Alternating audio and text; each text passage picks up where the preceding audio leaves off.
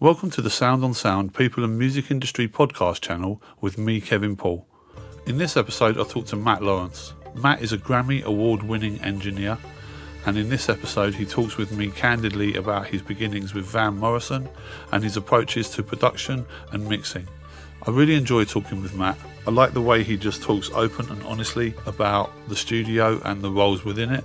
The story at the end regarding the backing vocals is worthy of any podcast.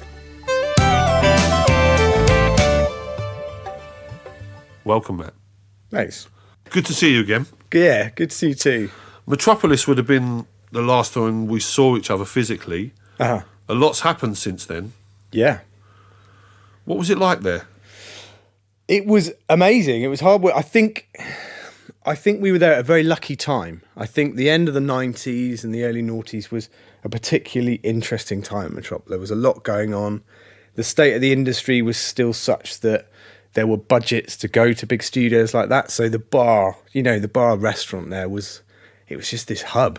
Yeah. You know, I heard people would turn up for lunch just to bump into people if they hadn't been working or, you know, so having that much of an important social hub within the industry was incredible. It's where I got to meet so many people. Yeah.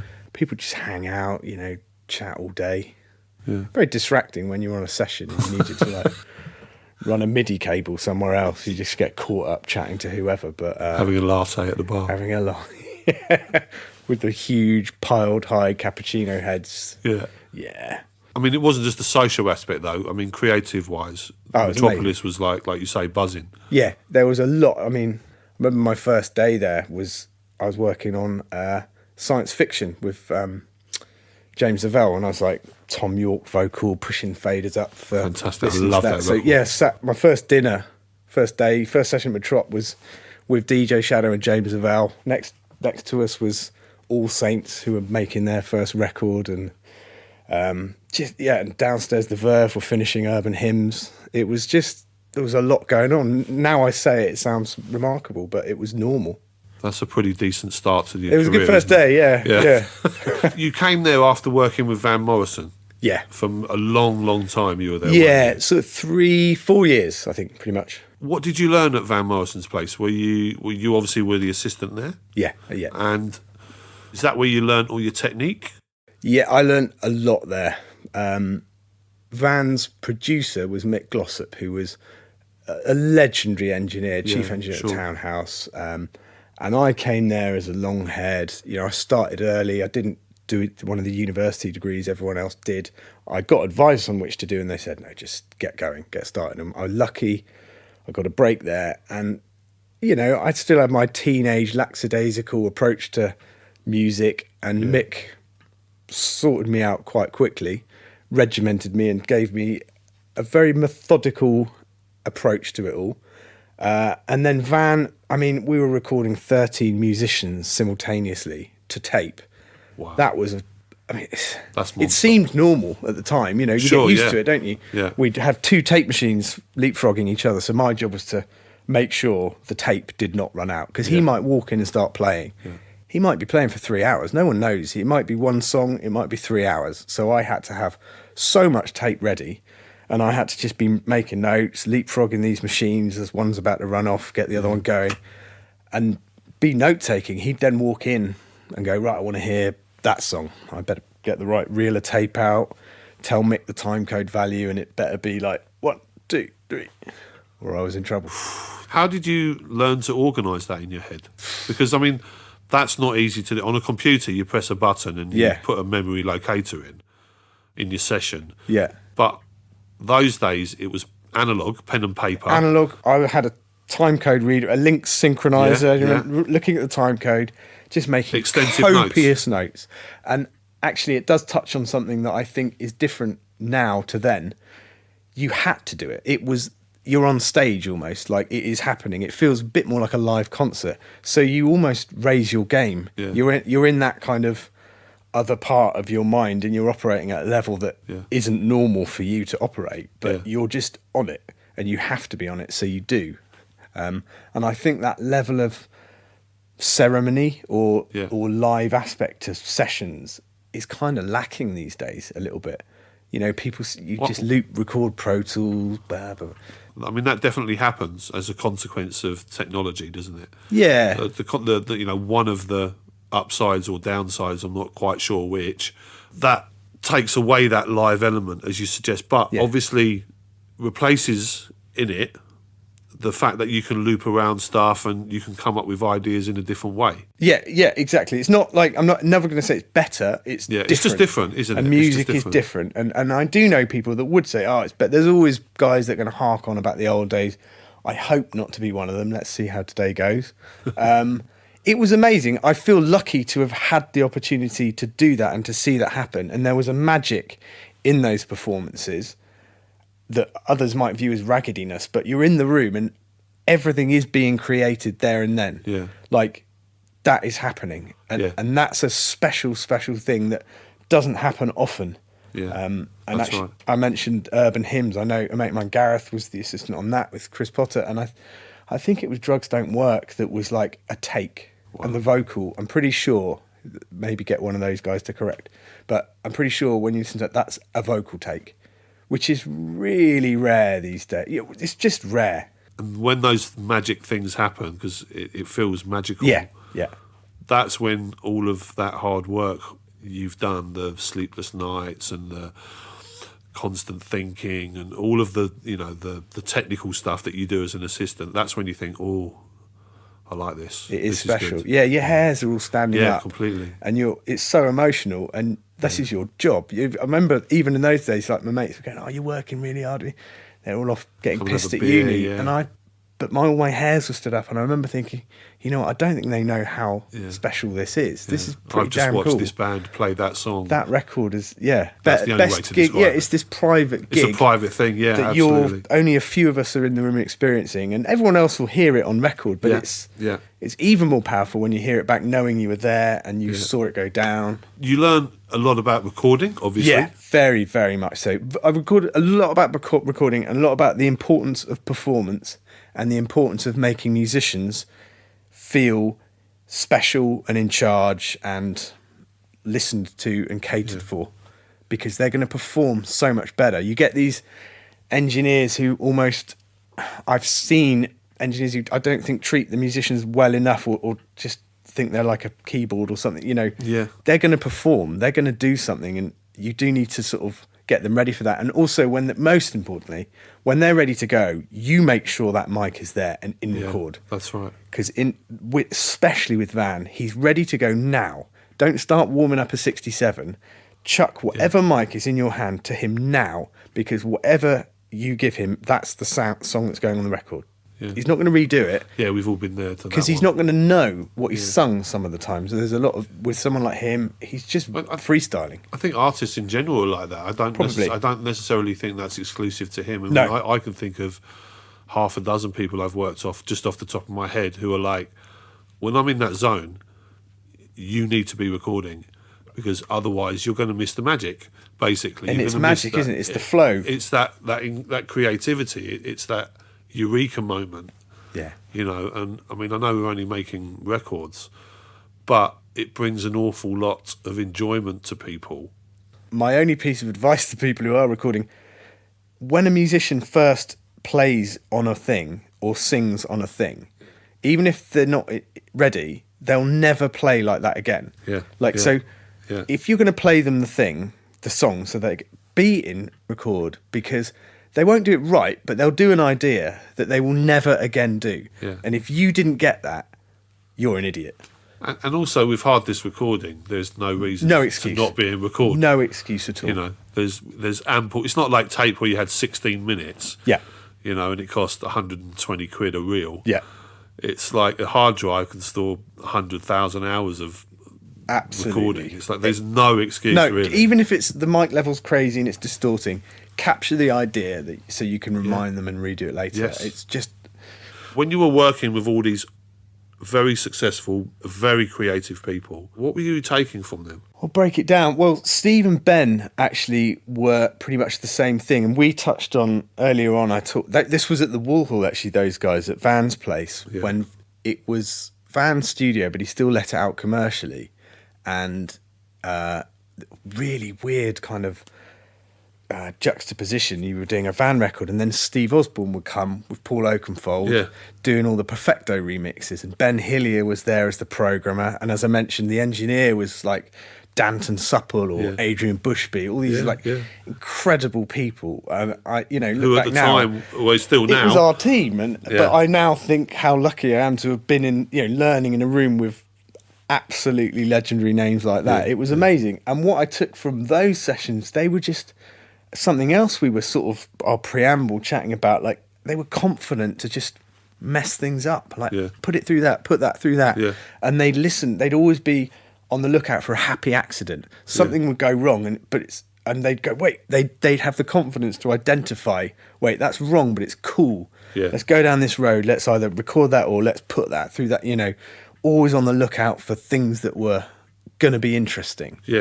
And Steve also, to his credit, we might be doing a 3-day Perfecto remix for whatever. And he always had the confidence. He'd come in like day 3, nah, I'm not feeling it. Start again. I'm like, what? There's a day left. No. He's like, no, start again. And he was confident enough to do that.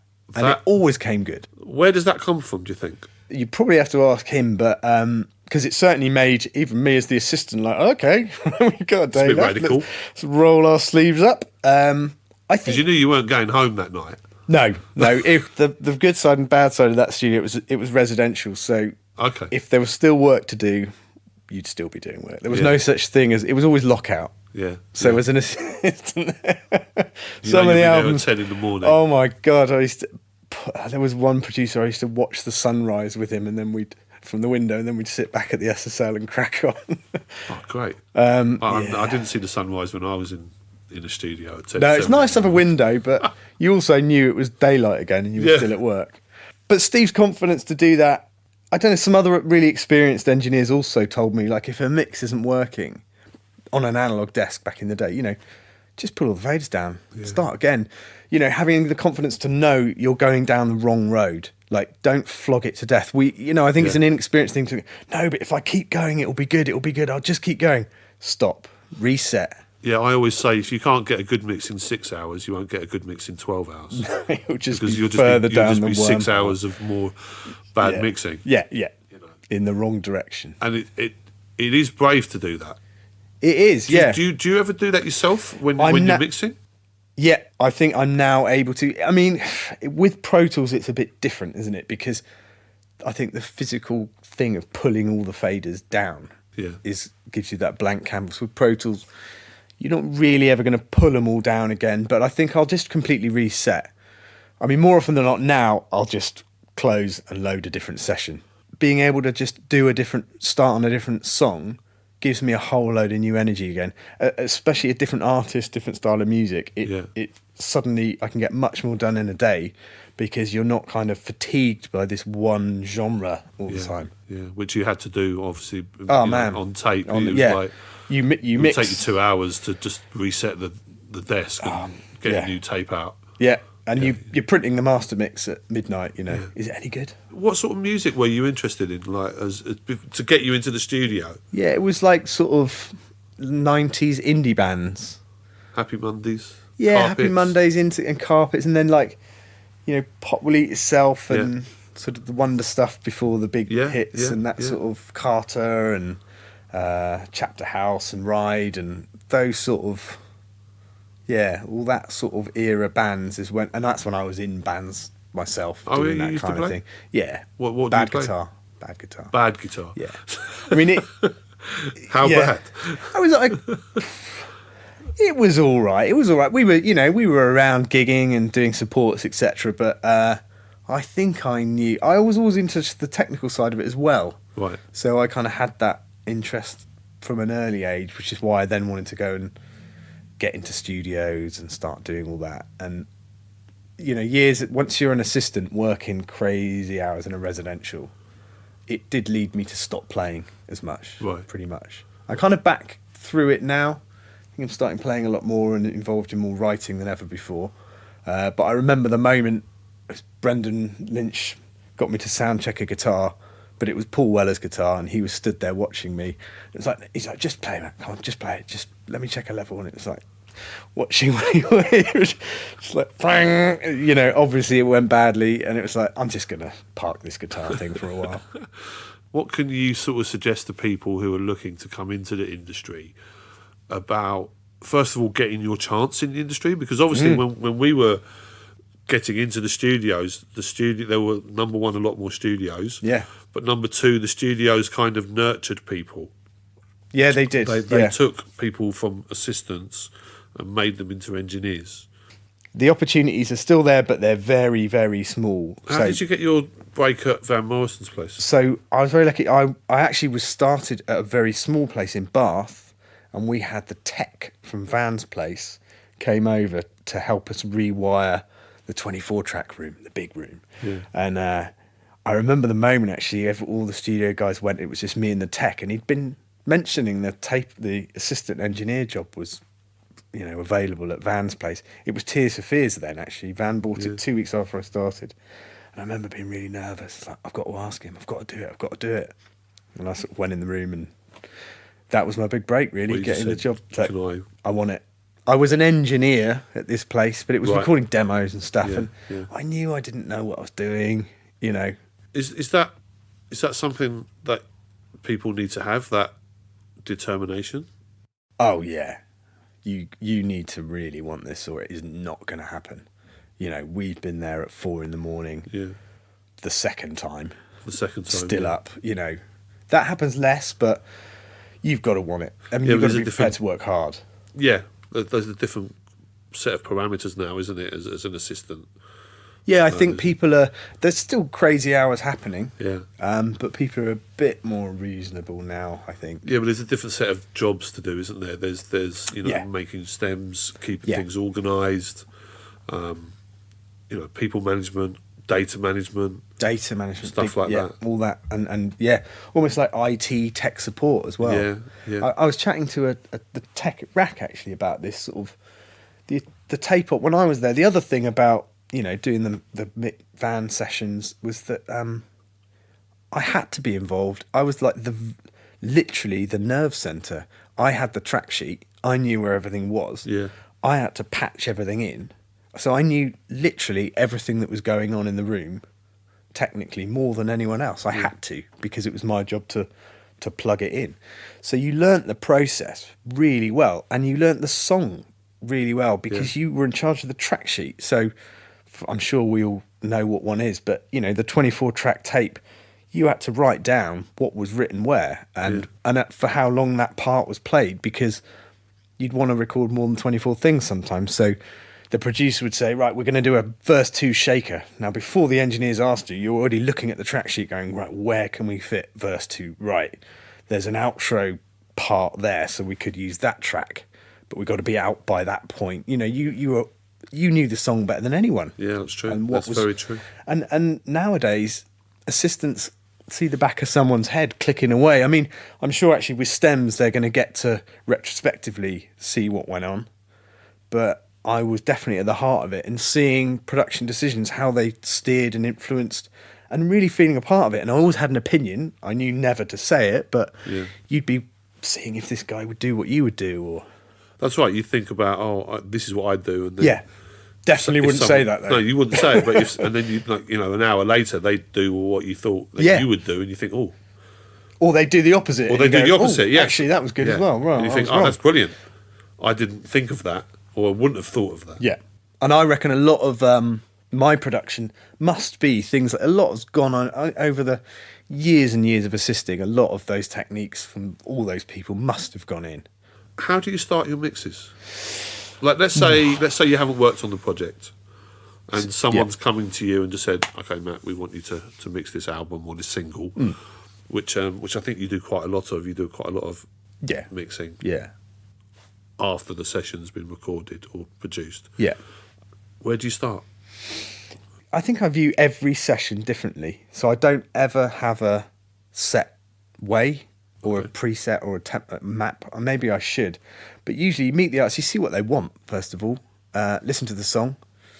And I'll always then ask them for some reference. A Spotify playlist of 3-4 songs that they want as sort of touchstones for where this is going to be.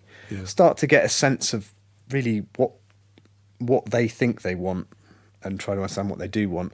And then it can vary because you might be sent a Pro Tools session where there's already a kind of mix in progress, which is always really nice because you're already up and running and you can take it from there and get, steer things further.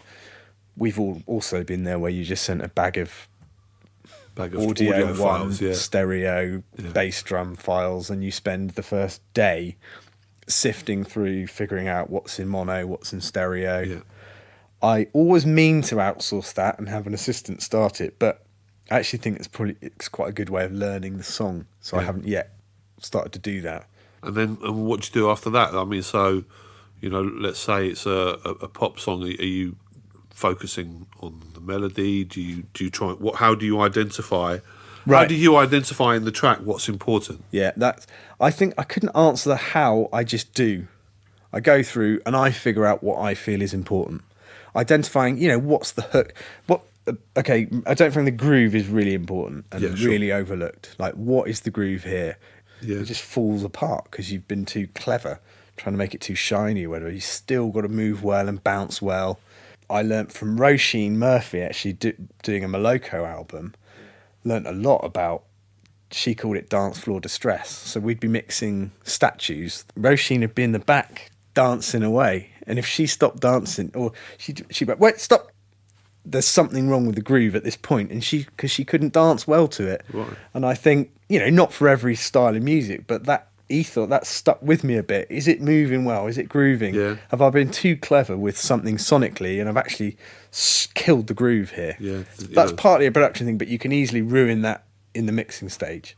Yeah, of course. If you're not careful. Yeah. So, I don't know how I identify which are the key elements, but I think it's really important to do that. Is it fair to say you just go on feeling? I think I do, yeah. Yeah. Just turn stuff up, and if it makes you go, oh. Have a little play, tinker. It's quite a good process to copy the rough mix, if there is one.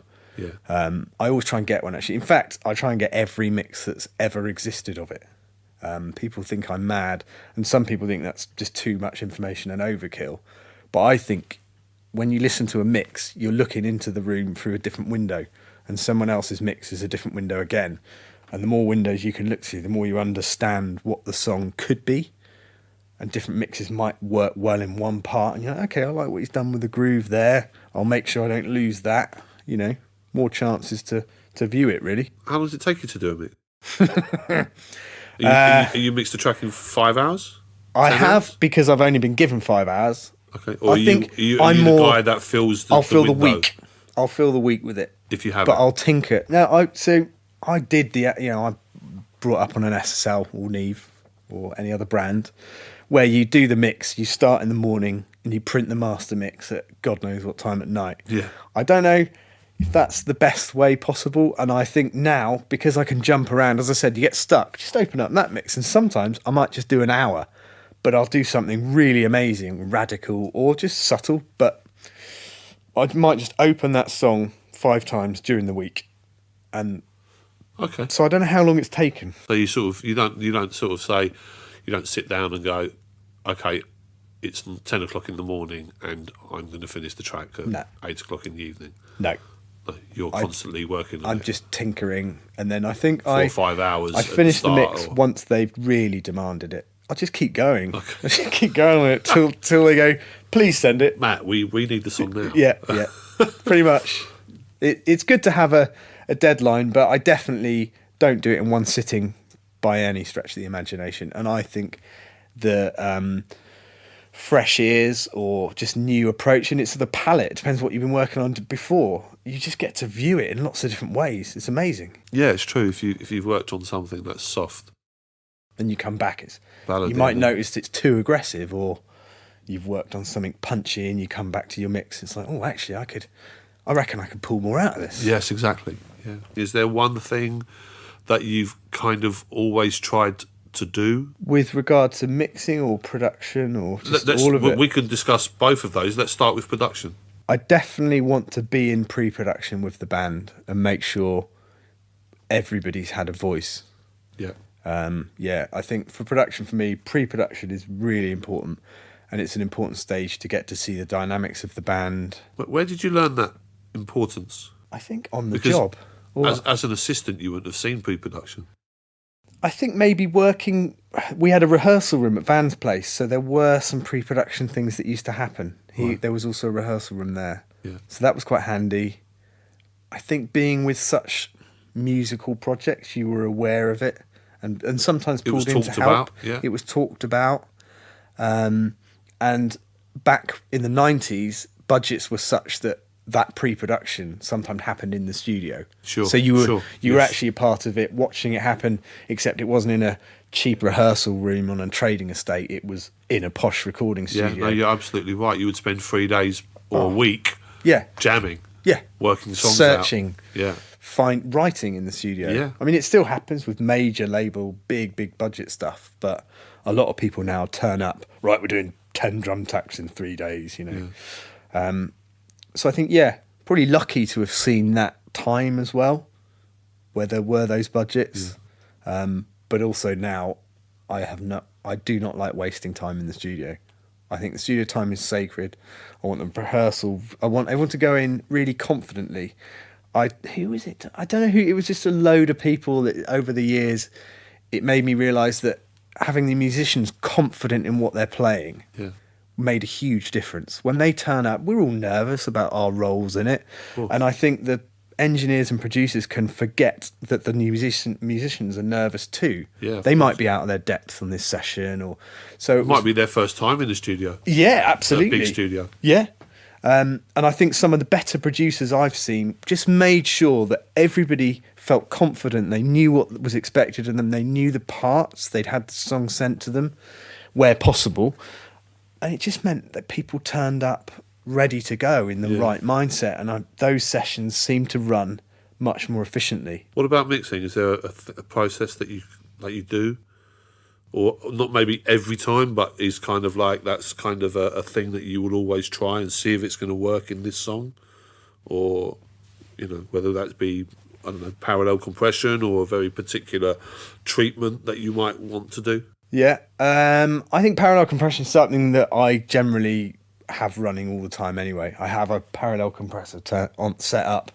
I'll certainly try that. Do you use multiple parallel compressors? Sometimes, like Michael Brower style, or only if I'm in a big studio with lots of compressors. At mine, I might use 4 or 5 or whatever. But back when I was based at Metropolis or whatever, I certainly would enjoy doing all of that, and setting up a chain, plugging all the patch cords in was always something I ended up doing. But I think with mixing, process is probably just listening to every mix available of the song, making sure I've seen how it has existed and how everyone has heard it as well. Just so that I know what people are expecting. I know also some people do the opposite of that. I used to work with William Orbit, and he was like, right, hear the rough mix quickly, right, get rid of it, delete it. I never want to hear it again. I don't want it tarnishing my... Wow. And that was a complete opposite to me, and that works for him. Yeah, of course. I've found it amazing, actually, that spending years as an engineer and an assistant, I've seen people take the polar opposite approach and still arrive at the same place. Yeah. And that really has taught me that there are no rules in a way, or there are so many ways of reaching any point. Yeah. And so those people who talk in absolutes, this is how you do this, I'd say, step back those people, beware false prophets. Those people who sort of say this is how it has to happen, it really doesn't. I bet there's 10 ways it can happen. The last section in the podcast is called Dither and Delay. Right. Now this section's about what you try to avoid doing in the studio, in mixing, in production. Wormholes, certainly. Identifying wormholes. Wormholes being, when you get on some detail and you start to obsess and you spend either days or on a one-day mix you might spend 3 hours on this thing that you think is going to be incredibly clever, this little delay pinging off and really you need to identify when you're wasting your time. How do you identify that? I think a spider sense just comes. Years of watching other people do it, staying up all night, has meant that I've got a very good wormhole spider sense. And it's like, lads, whatever we're doing, ladies, this is not nearly as important as you think it is. you know, the crazy overdubs that people do that they think are really clever. Can you think of anything in I think particular without mentioning any names? I won't mention the name, but it's always made me really laugh. This band back in the 90s, again, no mobile phones. Yeah. Did you ever work at Real World, Peter Gabriel's place in Box? No, obviously. The legendary Real World. Well, it's really near a train line. Yeah. And these guys had this great idea, like, we want this panning voice shouting. So one guy's going to go to another town, get on a train, we're going to mic up the train track. And it was before mobile phones. It had to be so well organised with timetables and watches. It took all day. And of course, this Intercity 125 rolling, all the meters went red. And the idea was that he shouted out of the train. This shouting backing vocal part panning across the image.